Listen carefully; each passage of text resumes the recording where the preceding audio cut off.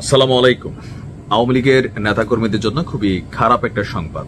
আর যারা বাংলাদেশে আওয়ামী লীগের রাজনীতি আগামী দিনে চান না বা সামহাও মনে করেন যে এই দেশে আর আওয়ামী লীগের রাজনীতি করার দরকার নেই, এই ধরনের স্বপ্ন দেখেন, যদিও এই স্বপ্নটা অসম্ভব একটা স্বপ্ন অথবা অবাস্তবই আমরা বলতে পারি। কারণ আওয়ামী লীগের সময়ও জামাতকে কিন্তু নিষিদ্ধ করে দেওয়া হয়েছিল, কিন্তু সেই জামাতই আজকে ক্ষমতায় যাওয়ার জন্য একটা প্রধান স্টেক হোল্ডার হিসাবে কিন্তু সামনে আবির্ভূত হয়েছে, জনগণের কাছেও একটা পজিটিভ ভাইব কিন্তু তৈরি করেছে।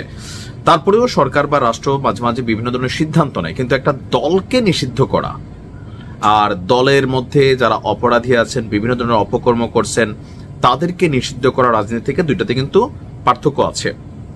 তো আওয়ামী লীগের যে অবস্থান ছিল জুলাই আগস্ট ঘটনাকে কেন্দ্র করে সারা পৃথিবীর অনেক দেশই এগুলো নিন্দা করেছেন, কিন্তু জাতিসংঘের সে রিপোর্ট থেকে শুরু করে প্রত্যেক জায়গায় আওয়ামী লীগকে দল হিসাবে নিষিদ্ধ কিন্তু যেন না করা হয় এমন অনেক মন্তব্য ছিল বা এখনো আছে।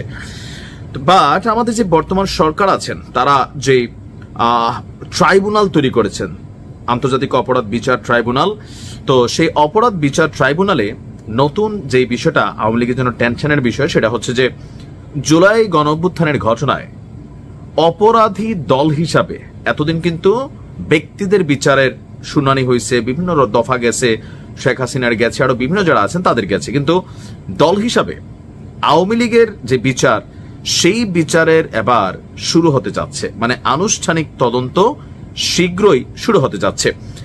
আর যিনি চিফ প্রসিকিউটর আছেন তাজুল ইসলাম, তার বক্তব্য হচ্ছে মানবতা বিরোধী অপরাধের অভিযোগে দল হিসাবে আওয়ামী লীগের ব্যাপারে সম্প্রতি চিফ প্রসিকিউটরের কার্যালয়ে অভিযোগ জমা দিয়েছে এনডিএম নামক একটি রাজনৈতিক দল।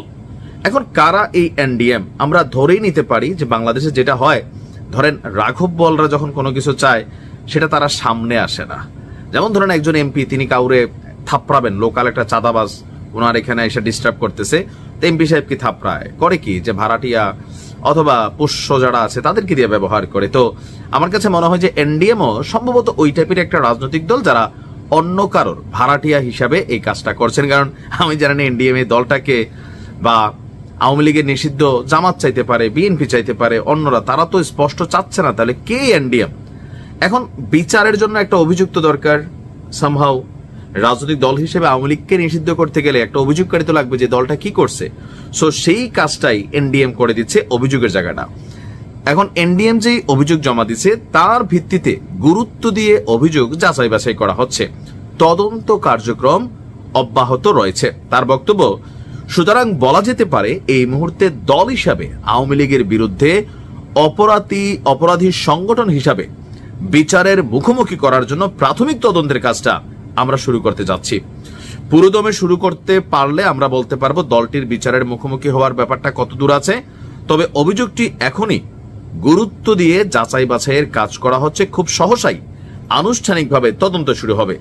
চলতি মাসেই হয়তো আমরা উল্লেখযোগ্য কিছু অগ্রগতি দেখতে পারবো।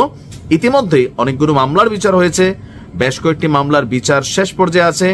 মামলা সম্পর্কিত বেশ কিছু গুরুত্বপূর্ণ ঘটনা এই সপ্তাহ ঘটবে। অনেক বড় বড় মামলার চার্জশিট দাখিল হবে, আনুষ্ঠানিক অভিযোগ দাখিল হবে। এগুলো কাদের?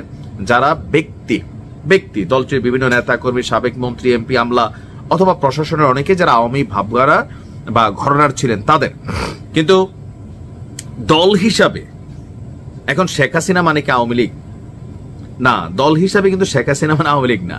বেগম খালেদা জিয়া মানে কি আপনার কি বলা হয় যে বিএনপি? দল হিসাবে কিন্তু না। কিন্তু বাস্তবতা হচ্ছে আমাদের দলীয় প্রধান যারা পরিবারতান্ত্রিক রাজনীতি করেন বা টেকনিক্যালি দীর্ঘদিন যাবত রাজনীতিতে আছেন, জামাত ছাড়া বাকি দলগুলো পরিবারের ভিত্তিকই কিন্তু আসলে রাজনীতিতে চলে।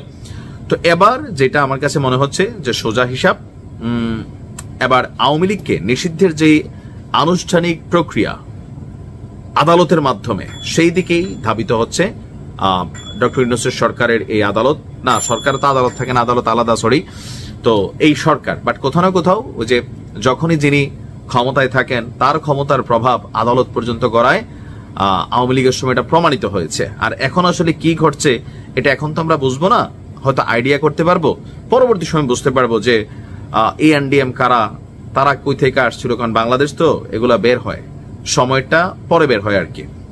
তো দেখা যাক আওয়ামী লীগের কপালে কি ঘটতে যাচ্ছে। তবে প্রসিকিউটরের কথা শুনে যতটুকু মনে হচ্ছে যে ইউনূস সরকারের ক্ষমতায় থাকাকালীনই হয়তো এরকম আদেশ টাদেশগুলো হয়ে যাবে, কারণ পরবর্তীতে বিএনপি আসলে এগুলো করবে না। ভালো থাকুন।